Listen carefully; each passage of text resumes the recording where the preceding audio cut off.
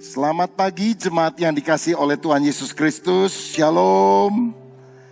Kiranya kemenangan Tuhan selalu berikan bagi kita di tengah segala tantangan. Hari ini saya akan menyampaikan firman dengan judul Doa yang Menghentikan Matahari. Kita akan baca Yosua pasal 10 ayat 8 sampai 14 yang berbunyi demikian. Yosua pasal 10 ayat 8 sampai ayat yang ke-14. Berfirmanlah Tuhan kepada Yosua, janganlah takut kepada mereka, sebab aku menyerahkan mereka kepadamu. Tidak seorang pun dari mereka yang akan dapat bertahan menghadapi engkau. Lalu Yosua menyerang mereka dengan tiba-tiba setelah semalam-malaman bergerak maju dari Gilgal. Dan Tuhan mengacaukan mereka di depan orang Israel sehingga Yosua menimbulkan kekalahan yang besar di antara mereka dekat Gibeon. Mengejar mereka ke arah pendakian Bet Horon dan memukul mereka mundur sampai dekat Azeka dan Makeda. Sedang mereka melarikan diri di depan orang Israel dan baru di lereng Bet Horon, maka Tuhan melempari mereka dengan batu-batu besar dari langit sampai ke Azeka sehingga mereka mati. Yang mati kena batu, kena hujan batu itu ada lebih banyak daripada yang dibunuh oleh orang Israel dengan pedang. Ayat 12. Lalu Yosua berbicara kepada Tuhan. Pada hari Tuhan menyerahkan orang Amori itu kepada orang Israel. Ia berkata di hadapan orang Israel, matahari berhentilah di atas Gibeon dan engkau bulan di atas lembah Ayalon. Maka berhentilah matahari dan bulan pun tidak bergerak sampai bangsa itu membalaskan dendamnya kepada musuhnya. Bukankah hal ini tertulis dalam kitab orang jujur, Book of Yasser, ya? Matahari tidak bergerak di tengah langit dan lambat-lambat terbenam kira-kira sehari penuh. Belum pernah ada hari seperti itu, baik dahulu maupun kemudian, bahwa Tuhan mendengarkan permohonan seorang manusia secara demikian. Sebab yang berperang untuk orang Israel ialah Tuhan. Amin. Saudara, Alkitab mencatat satu kali gabungan raja-raja orang Amori atau orang Kanaan menyerang kota Gibeon yang sudah mengadakan perjanjian damai dan dilindungi oleh Israel. Pemimpin Israel pada waktu itu adalah Yosua. Dan Yosua tentu harus menepati janji membela Gibeon. Saudara, serangan musuh begitu banyak karena gabungan dari beberapa tempat. Tetapi di tengah kesulitan itulah kita melihat mujizat Allah dinyatakan. Sebab salah satu mujizat terdahsyat yang dicatat dalam Alkitab adalah ketika Yosua menghentikan matahari dan bulan. Saudara, dari sini kita melihat bahwa dalam kehidupan kita kadang-kadang ada serangan-serangan musuh yang datang bertubi-tubi dalam kehidupan kita. Dan itu merupakan masalah. Tapi saya yakin sampai hari ini masalah merupakan pintu masuk untuk mujizat Allah dinyatakan. Kalau nggak ada masalah, nggak ada mujizat. Masalahnya kecil, mujizatnya kecil. Masalahnya sedang, mujizatnya sedang. Tapi kalau saudara hari ini sedang menghadapi masalah besar, percayalah mujizat besar juga Tuhan sedang siapkan bagi setiap orang yang percaya kepadanya. Matahari dan bulan berhenti bergerak. Nah, ada berbagai penafsiran atau penjelasan soal ini. Karena secara ilmiah tampaknya sulit untuk bisa diterima bahwa matahari dan bulan itu bergerak. Ada yang menafsirkan mungkin matahari dan bulan bergerak lambat-lambat, bukan berhenti sama sekali.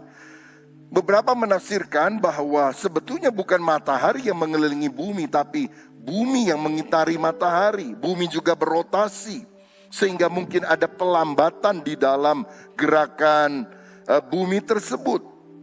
Sebagian penafsir lain mengatakan kemungkinan ini semacam gerhana. Dan kemudian matahari itu seperti ada cincin terang yang mengitarinya. Sehingga hari itu menjadi hari yang lebih panjang dari biasa. Beberapa yang lain berkata, ini dongeng. Alkitab nggak mungkin peristiwa semacam ini terjadi. Dan Alkitab adalah sebuah buku bohong. Saudara, ada banyak kesulitan untuk bisa memahami ayat yang luar biasa. Karena ini salah satu mujizat terhebat yang berkaitan dengan alam semesta. Tetapi intinya adalah begini, saya percaya Allah Sang Pencipta itu adalah Allah yang tanpa batas. Dia bahkan tidak dibatasi oleh hukum alam yang Dia buatnya. Dia bisa mengintervensi ciptaannya dan melakukan mujizat ketika seorang percaya berdoa dengan segenap hati dan berkata, "Hai matahari dan bulan, berhentilah." Dan Allah sanggup mendengarkan doa semacam itu. Doa menghentikan matahari adalah sebuah istilah yang kita harus pakai sebagai menentang kemustahilan.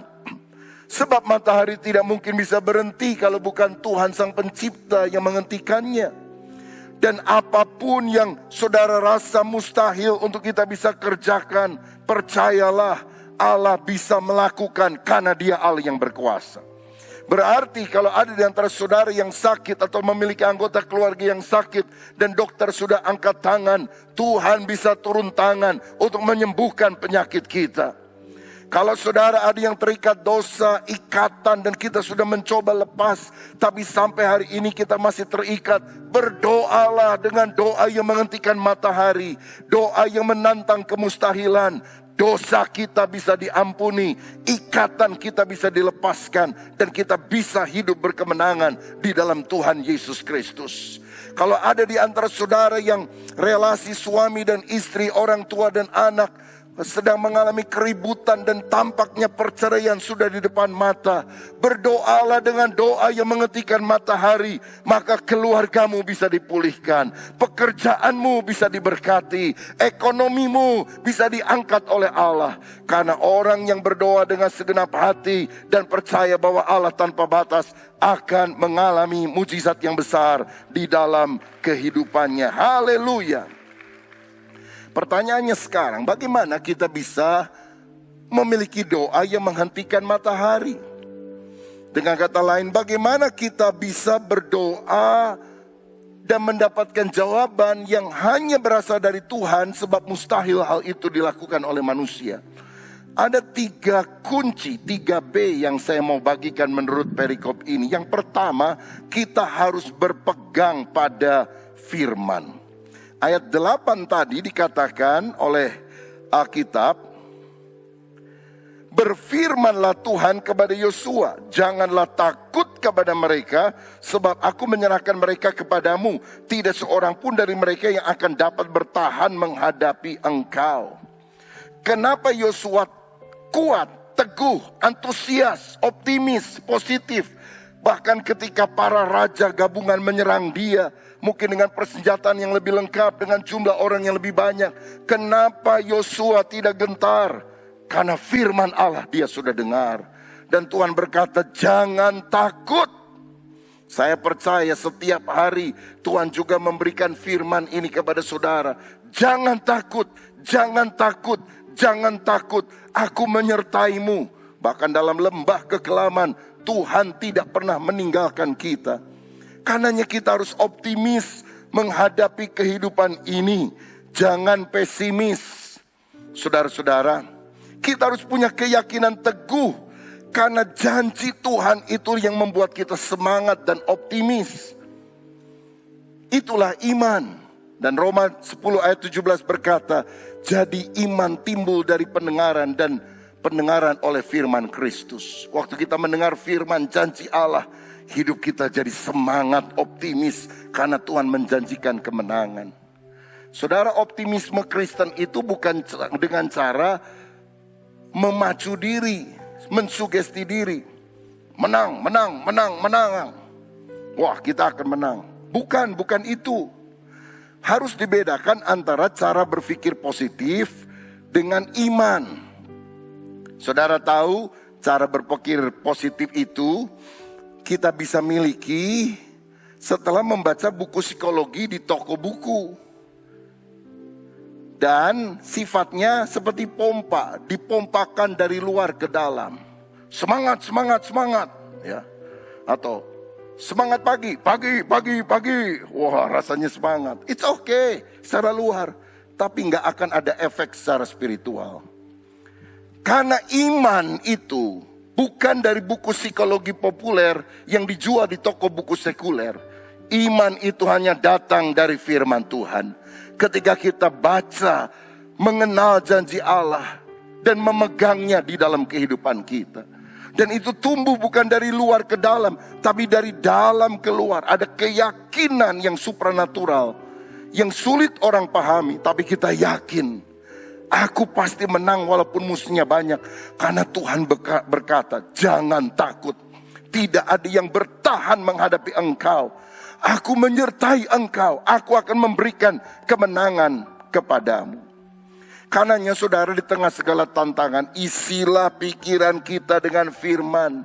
Jangan kamu serupa dengan dunia ini, tapi berubahlah oleh pembaharuan budimu. Change of your mind. Ubah pola fikirmu dari yang negatif menjadi pola fikir ilahi. Filipi 4 ayat 8 berkata, semua yang benar, semua yang mulia, semua yang baik, semua yang suci, semua yang manis, semua yang sedap didengar, semua yang disebut kebajikan, pikirkanlah semuanya itu. Dari mana kita mendapatkan hal-hal yang benar, mulia? Bukankah hanya dari firman Tuhan? Saudara, isi pikiran kita dengan firman Tuhan. Saudara boleh baca koran Kompas, tapi Alkitab adalah kompas kehidupan sejati. Saudara boleh baca suara pembaruan, tapi Alkitab adalah suara Allah yang sungguh-sungguh bisa memperbaharui kehidupan kita. Saudara boleh baca pikiran rakyat, tapi saudara tahu Alkitab bukan pikiran rakyat, pikiran Allah yang dia mau transfer di dalam pikiran kita. Saudara boleh baca Jawa Pos, Jakarta Pos, tapi Alkitab adalah surga pos yang Tuhan berikan kepada kita. Siapa yang setuju? Berikan tepuk tangan yang paling meriah untuk kemuliaan nama Tuhan. Karena itu saudara sekalian, ketika kita membaca Alkitab dan memegang janji Allah, hati kita akan jadi besar. Pikiran kita tidak negatif. Kita tidak memandang segala sesuatu itu tidak mungkin, tapi mungkin bersama dengan Tuhan. Tuhan tidak bisa memberkati orang yang pikirannya selalu negatif dan hatinya terlalu sempit. Karena itu perluas kapasitas hati kita. Nah saudara, waktu kita membaca firman, kita harus mengimani. Karena ada 3 tahapan untuk kita berespon terhadap firman. Yang pertama, waktu kita baca Alkitab, kita bisa mendapatkan informasi. Perjanjian lama itu ceritanya apa? Perjanjian baru itu ceritanya apa? Yang mengalahkan Goliat siapa? Yang naik pohon ara untuk ketemu Yesus siapa? Itu informasi. Kita tentu pertama-tama kalau baca sesuatu harus dapat informasi. Tapi informasi saja tidak mengubah hidup kita.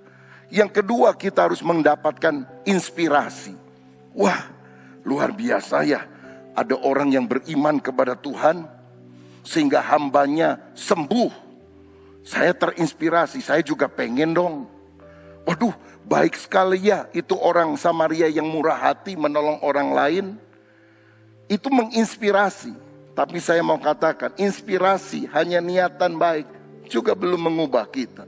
Itu baru mengubah kita ketika Roh Allah mengimpartasikan kuasa firman dalam hidup kita. Sehingga kita sungguh-sungguh diurapi Roh Kudus, dimampukan oleh Roh Kudus untuk melakukan firman dan mengalami apa yang diajarkan firman di dalam hidup kita. Kalau Alkitab mengajarkan bahwa Allah itu Yehovah Jireh, Allah yang menyediakan kebutuhan kita, kita tidak hanya membacanya dari Alkitab, tapi kita mengalami secara pribadi. Ketika saudara kepepet, Tuhan membuka jalan, menyediakan semua tepat pada waktunya. Kalau Alkitab berkata dia adalah Yehovah Rafa, Allah yang menyembuhkan, itu bukan cuma dari katanya pendeta, katanya orang yang kesaksian, tapi faktanya, nyatanya saya mengalami Tuhan menyembuhkan penyakitku yang kata dokter sudah sangat sulit untuk bisa diobati. Kalau saudara membaca Alkitab dan berkata, Allah itu adalah Yehova Nisi, Allah panci kemenangan kita di dalam pergumulan. Kita tidak hanya membaca orang Israel menang lawan Amalek, orang Israel menang lawan orang Amori, tapi Tuhan memberikan kemenangan kepada kita karena kita mengalami kuasa firman di dalam kehidupan kita. Saudara kalau mau banyak ngalami mujizat, saudara harus baca Alkitab. Terserah saudara. Saudara gak mau baca Alkitab, engkau akan hidup dalam kehidupan yang biasa-biasa. Saya mau katakan, Tuhan menyediakan kehidupan yang sangat dahsyat. Tapi apakah saudara mau mengalami kehidupan yang dahsyat atau biasa-biasa? Itu pilihan saudara. Dan kehidupan yang dahsyat bersama Tuhan tidak bisa lepas daripada firman-Nya. Kalau setiap hari engkau punya komitmen baca Alkitab, mungkin 2 pasal perjanjian lama, 2 pasal perjanjian baru, engkau akan mendapatkan informasi. Saya harap itu menginspirasi, tapi terutama mengimpartasi kehidupan kita. Kita akan mengalami perkara yang besar, bukan hanya dalam Alkitab, tapi dalam hidup saudara yang percaya kepadanya. Dengarkan saya bukan seperti apa yang orang katakan atau pikirkan tentang saya. Orang boleh ngomong apa tentang saya, itu bukan saya. Orang boleh pikir apa tentang saya, itu bukan saya. Saya bukan apa yang saya katakan atau saya pikirkan tentang saya. Tetapi saya adalah apa yang Kristus pikirkan dan apa yang Kristus katakan tentang saya. Saudara-saudara, seringkali kita berpikir gini, aduh saya orang berdosa. Tapi Tuhan berkata, aku sudah mengampuni kamu. Engkau orang yang benar, engkau dikuduskan oleh darahku. Siapa yang harus kita percaya? Orang lain? Diri sendiri yang seringkali negatif dan menuduh diri? Bukankah kita harus lebih percaya kepada perkataan Tuhan?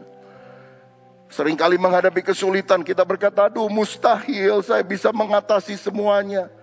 Apa yang Tuhan katakan? Bagi orang yang percaya tidak ada yang mustahil.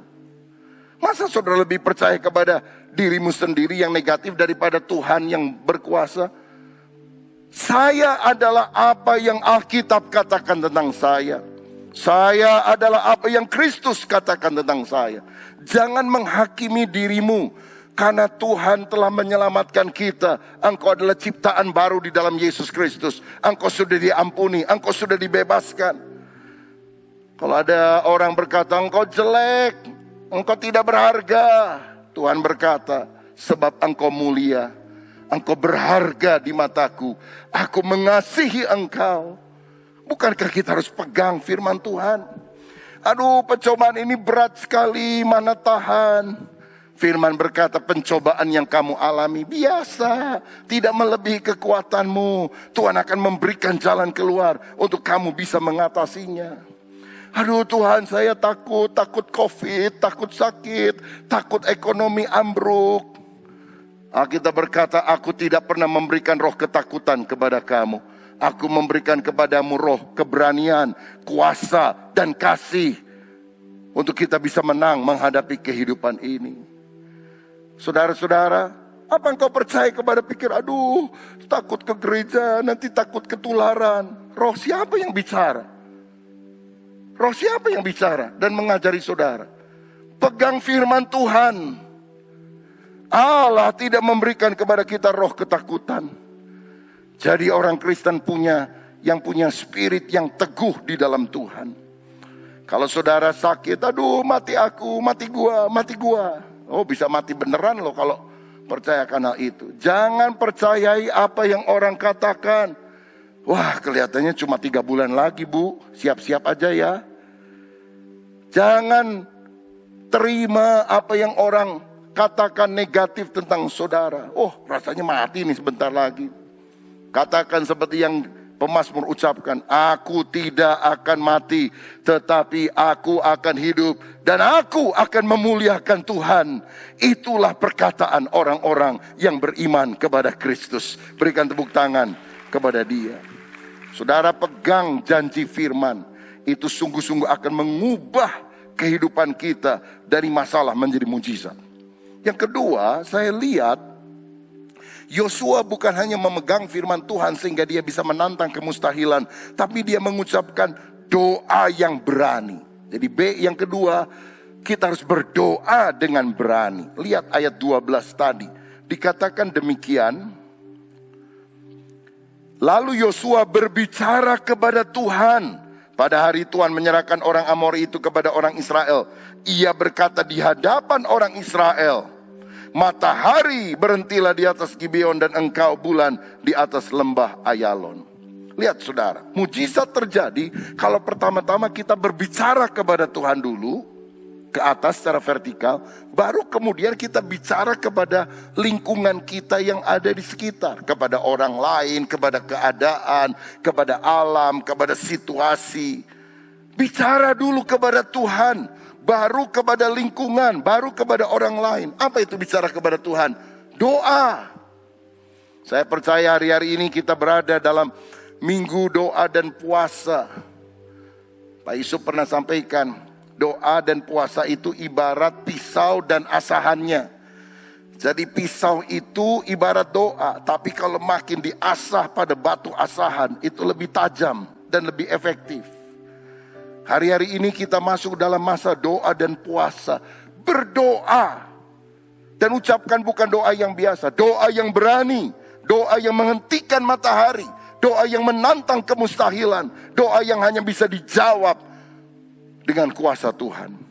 Yeremia 33 ayat 3 berkata demikian, berserulah kepadaku maka aku akan menjawab engkau dan akan memberitahukan kepadamu hal-hal yang apa? Kurang keras, hal-hal apa? Besar dan yang tidak terpahami, yang gak masuk akal, yakni hal-hal yang tidak kita ketahui, yang gak pernah kepikir Allah sediakan bagi setiap orang yang mengasihi Dia, yang berdoa dengan segenap hati. Saudara, doakan perkara-perkara besar.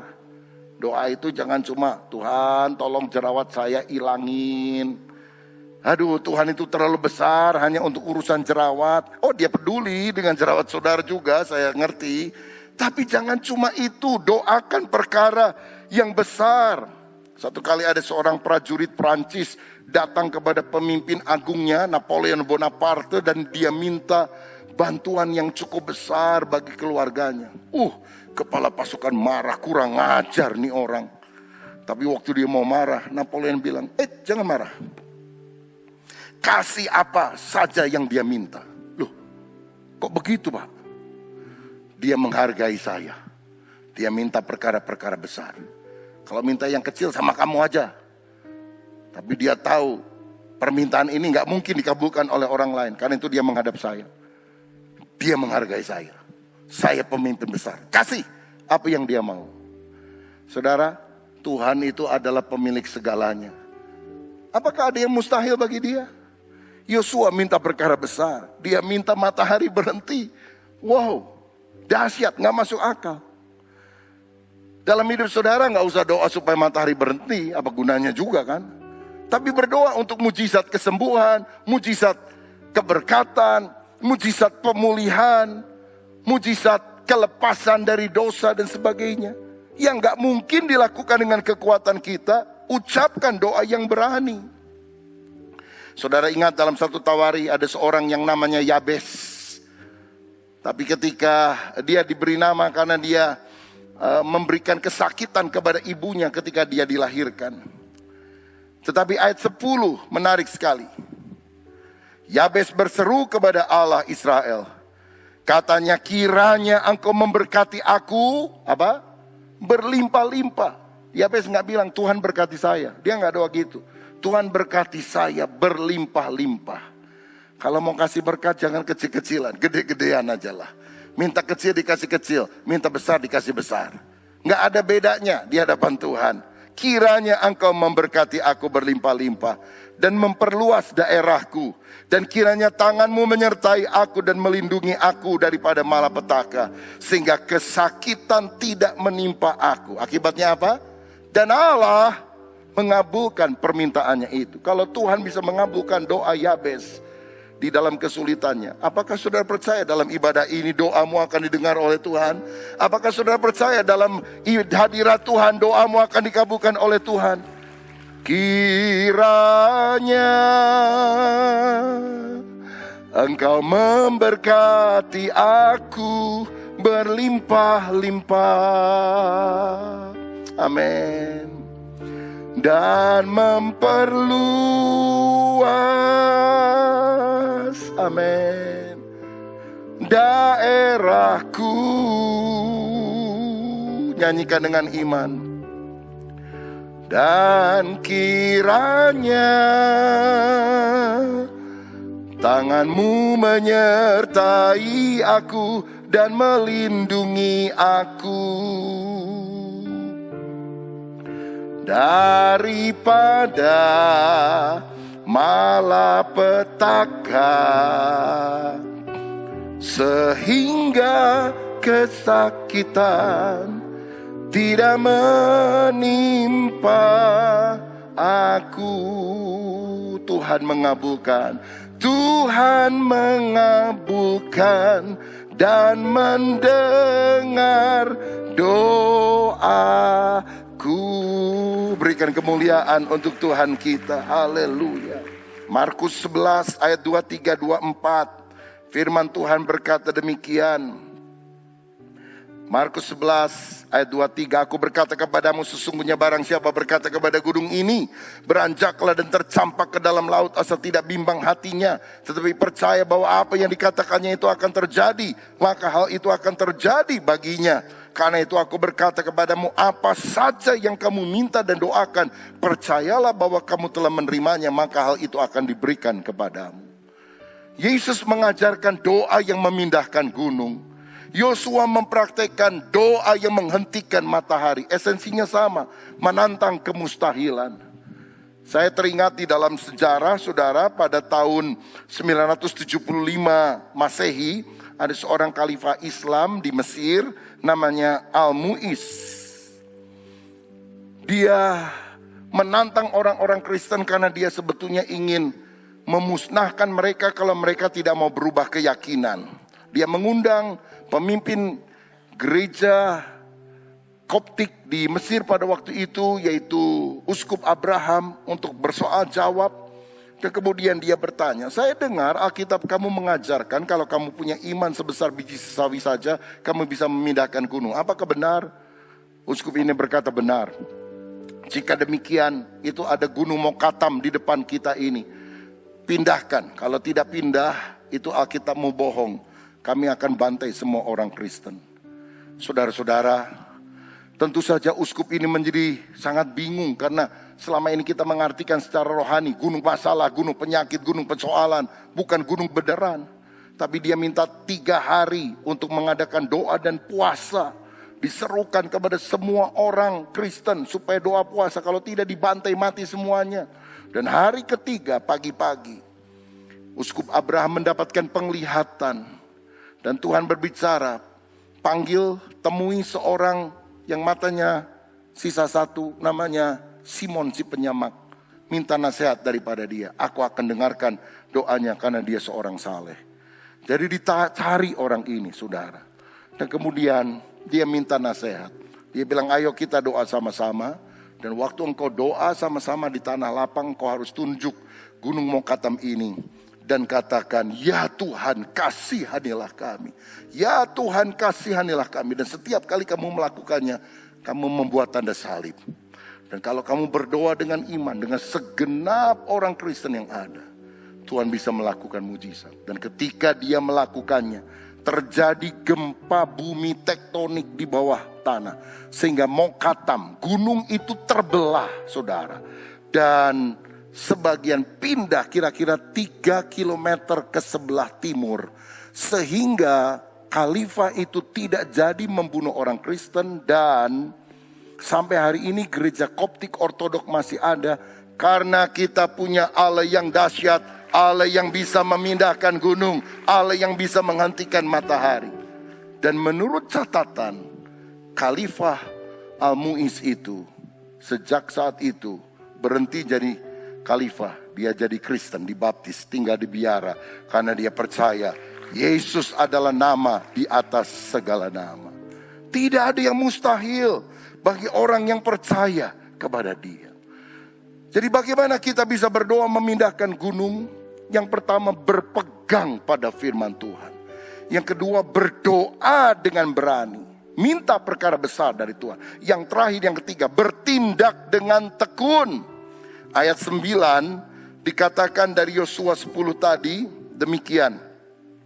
Lalu Yosua menyerang mereka dengan tiba-tiba setelah apa?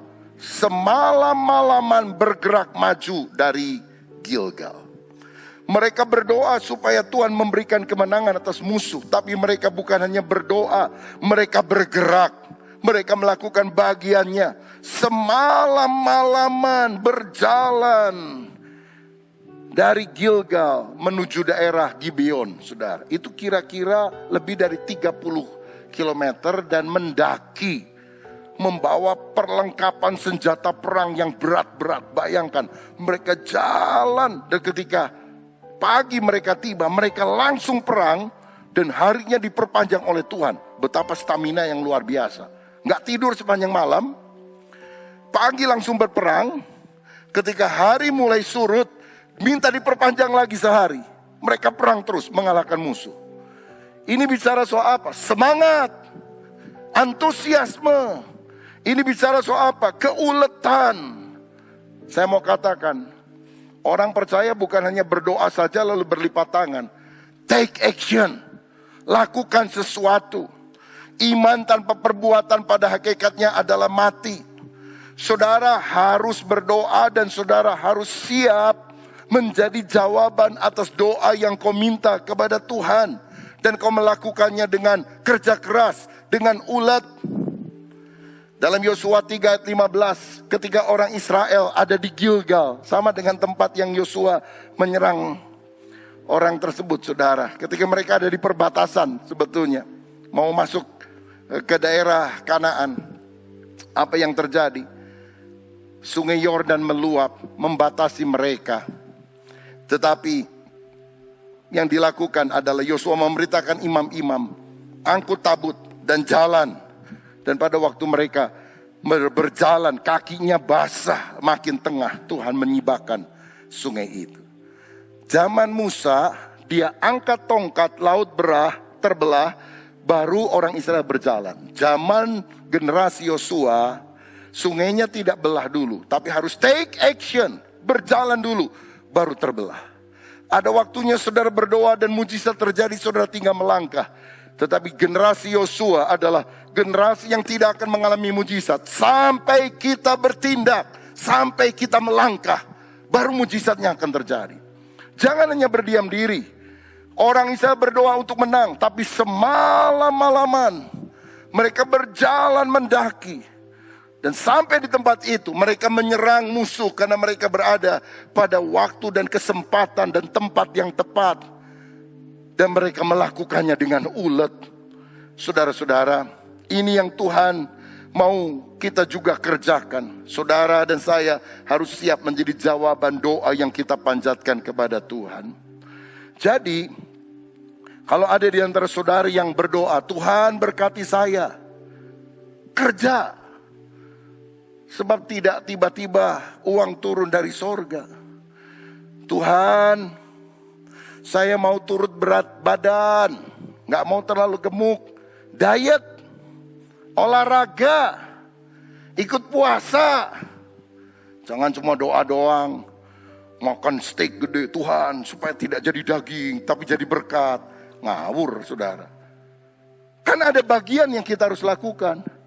Kalau ada pemuda belum ada jodoh, Tuhan temukan saya dengan seorang gadis Kristen yang baik. Jangan pergi ke diskotik. Perginya ke gereja, ikut komsel, pelayanan. Lalu kenal dengan para gadis yang lain. Siapa tahu Tuhan membuka jalan. Kan kau minta seorang gadis yang baik yang takut akan Tuhan, kok nyarinya di diskotik? Kalau saudara berdoa, Tuhan ajari Tuhan supaya anak saya pinter dan takut akan Tuhan. Gimana caranya? Cuma doa saja? Enggak. Temani waktu dia belajar. Ceritakan kisah-kisah yang menarik tentang orang-orang yang sukses. Belikan dia buku-buku yang bermutu dan antar dia ke sekolah minggu. Atau kalau belum bisa onsite, saudara selalu siapkan televisi secara online supaya dia bisa beribadah di sekolah minggu, mengikuti Zoom dengan teman-teman yang lain. Mesti ada usaha yang kita kerjakan, take action. Jangan hanya diam saja. Dan kapan kita harus mulainya? Sekarang. Dan saya mau katakan usaha yang kecil lebih bagus dari niat yang besar. Banyak orang niat doang, segede apapun niatmu gak ada artinya kalau gak ada usaha kecil. 1000 langkah dimulai dengan 1 langkah yang pertama. Lebih baik melakukan sesuatu walaupun tidak sempurna daripada tidak melakukan apapun juga. Saudara sekalian, mari kita bertindak dengan tekun, karena kemenangan Tuhan akan berikan bagi orang yang ulet melakukannya. Dan satu catatan lain yang saya lihat di sini, ternyata yang Tuhan lakukan ketika kita berdoa dan bertindak, itu ternyata lebih dahsyat apa yang Tuhan kerjakan daripada apa yang kita kerjakan. Karena di ayat 11b dikatakan demikian. Ayat 11b. Maka Tuhan melempari mereka dengan batu-batu besar dari langit sampai ke Azeka sehingga mereka mati. Yang mati kena hujan batu itu ada lebih banyak daripada yang dibunuh oleh orang Israel dengan pedang. Saudara, orang Israel menyerang musuh, tapi yang lebih banyak mati itu bukan karena diserang orang Israel, kena hujan batu dari Tuhan. Kelihatannya semacam ada hujan es batu, saudara. Kita kalau di kota ini pernah beberapa kali dapat kerek, cuma segede-gede kelereng paling saudara, segede bakso lah paling besar. Ini hujan batu yang gede-gede, gedebuk, mungkin 10 kilo, 15 kilo, ya mati semua saudara. Ketika kita berdoa dan melakukan bagian kita, usaha kita kecil, tapi engkau mengharapkan kepada Tuhan, Tuhan akan melakukan yang di luar jangkauan pemikiranmu. Engkau akan melihat perkara yang jauh lebih besar karena engkau menghadirkan Tuhan. Doa menghubungkan kita yang terbatas dengan kuasa yang tanpa batas. Dan Allah sanggup melakukan lebih dahsyat dari yang kita minta dan pikirkan. Saudara, kenapa Yosua menghentikan matahari? Karena dia melihat masih banyak musuh yang belum dikalahkan. Masih banyak pekerjaan, PR, tugas yang harus saya selesaikan. Karena itu dia bilang, Tuhan minta perpanjangan waktu supaya aku tuntaskan. Saya mau bilang berapapun umur saudara, jangan bilang tugas saya sudah selesai. Nanti kalau disalib udah bisa ngomong it finish. Sekarang belum selesai Tuhan. Berikan matahari yang lebih panjang. Berikan waktu yang lebih lama. Berikan kesempatan yang lebih terbuka. Aku percaya the best is yet to come. Yang lebih baik masih akan datang. Terima kasih Tuhan sudah memberkati saya sampai hari ini. Ebenezer, sampai di sini Tuhan sudah menolong saya. Tapi saya percaya ada masa depan yang lebih baik yang Tuhan akan sediakan bagi saya. Matahari jangan buru-buru terbenam. Aku masih ada tugas dari Allahku untuk mengalahkan setiap tantangan. Hari ini siapa yang rindu matahari dalam hidup saudara tidak buru-buru terbenam. Tuhan kasih waktu, Tuhan kasih kesempatan, Tuhan kasih berkat, Tuhan kasih tanggung jawab, Tuhan kasih tugas untuk engkau bisa menyelesaikan semuanya dengan baik. Kalau engkau sungguh pegang firman Tuhan, kalau engkau sungguh mengucapkan doa yang berani, dan kalau saudara mulai bertindak menjadi bagian dari jawaban doa, engkau bisa menghentikan matahari, engkau bisa memindahkan gunung. Artinya engkau bisa membuat yang mustahil menjadi mungkin. Gedung Stairway from Heaven ini merupakan hasil daripada doa menghentikan matahari, doa memindahkan gunung.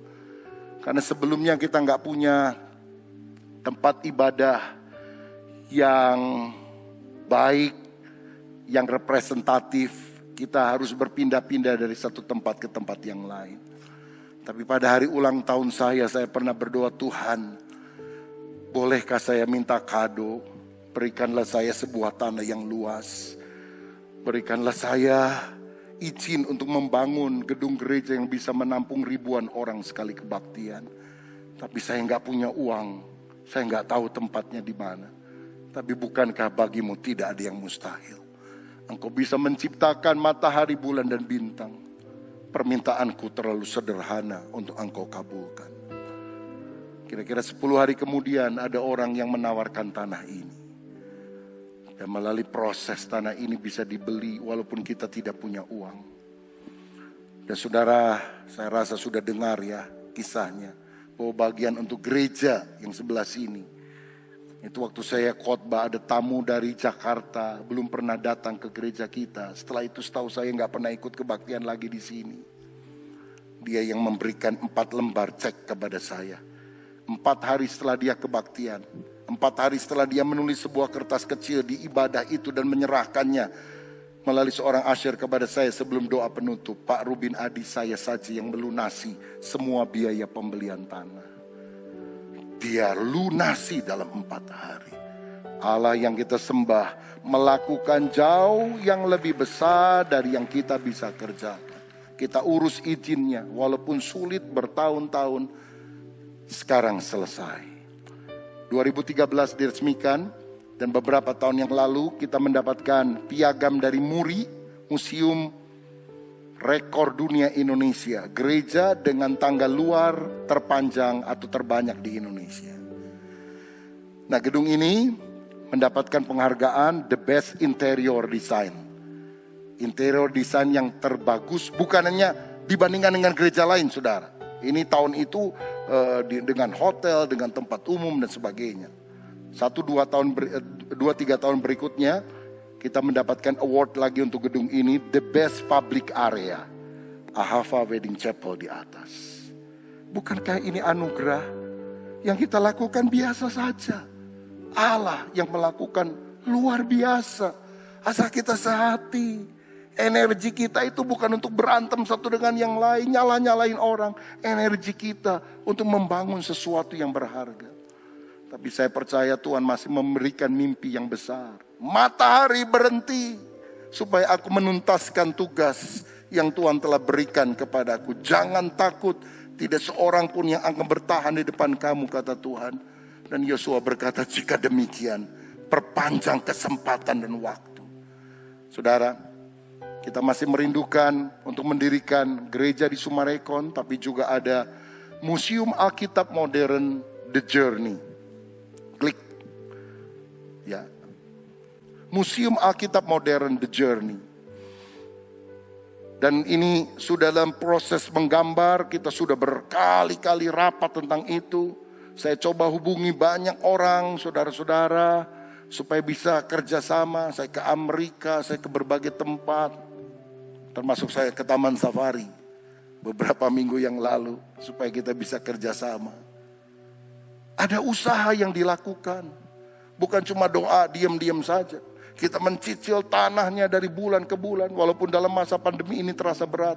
Tapi kalau kita sama-sama, Tuhan bisa mengerjakannya. Ada banyak orang sinis, ada banyak orang bilang, ngapain? Nggak apa-apa. Saya jalan terus karena saya yakin Tuhan yang memberikan visi, saya cuma kacungnya. Dan kalau sudah selesai, kita akan undang orang-orang yang nyinyir untuk datang melihat bahwa yang mengerjakan bukan kita, yang mengerjakan adalah Tuhan sendiri. Haleluya. Saudara-saudara, ada seorang hamba Tuhan bernama William Carey berkata, expect great things from God, attempt great things for God. Harapkan perkara besar dari Tuhan. Tetapi kita juga harus mengusahakan perkara besar untuk Tuhan. Berharap itu sangat penting. Tapi jangan lupa lakukan bagian kita. Usahakan perkara besar bagi Tuhan. Gambar yang berikutnya. Ya, ini kondisi yang kita mau buat dengan visualisasi Bible story. Sehingga kita bukan hanya tell the Bible stories, tapi show the Bible, memperlihatkan kepada generasi milenial terutama, sebab segmen yang saya mau sasar itu generasi Y dan generasi Z, bahkan generasi Alpha. Kalau orang udah tua udahlah, Ya, percaya nggak percaya udah kita doain saja, mudah-mudahan menjelang akhir hayat dia ketemu Yesus. Tapi yang perlu di brainwash ini generasi muda ke bawah, saudara. Supaya dia punya mindset Alkitab. Dan kalau disuruh Alkitab, baca Alkitab yang tebal, aduh susah. Biar mereka dipertontonkan, ditunjukkan sambil foto-foto, masukin Instagram. Itu firman masuk ke dalam hidup mereka. Pakai teknologi 3D, 4D, 5D. Klik. Saudara, jadi kita sudah dapatkan tanah 2 hektar di Sumarekon. Kita sudah bayar dicicil setahun setengah ini, saudara. Dan saya percaya, saya yakin bahwa kalau kita sungguh-sungguh sehati, kita akan mendapatkan hal-hal yang besar. Dan saya share ini karena apa? Saya yakin iman itu menular. Iman itu menular. Mungkin kerinduan dan dream, impian, doa saudara, matahari saudara bukan ini. Saudara dukung saja pekerjaan Tuhan. Tapi mungkin matahari yang menghambat hidup saudara adalah penyakitmu. Doakan Tuhan bisa melakukan mujizat. Saudara, lakukan perkara-perkara yang luar biasa karena kita yakin kita tidak boleh hidup biasa-biasa. Tapi kita harus menantang kemustahilan. Minta mujizat kesembuhan dalam hidupmu. Minta yang belum punya anak, berdoa supaya Tuhan memberikan anak keturunan kepadamu. Yang buntu usaha, dalam nama Yesus, usaha dibukakan untuk saudara. Yang terikat, dalam nama Yesus dilepaskan. Yang keluarganya retak, dalam nama Yesus dipulihkan. Saya yakin kalau Yosua bisa menghentikan matahari, saudara dan saya akan mengalami mujizat Tuhan. Kalau kita berdoa dengan berani pada saat ini juga. Tuhan Yesus memberkati kita sekalian. Haleluya. Mari kita bangkit berdiri.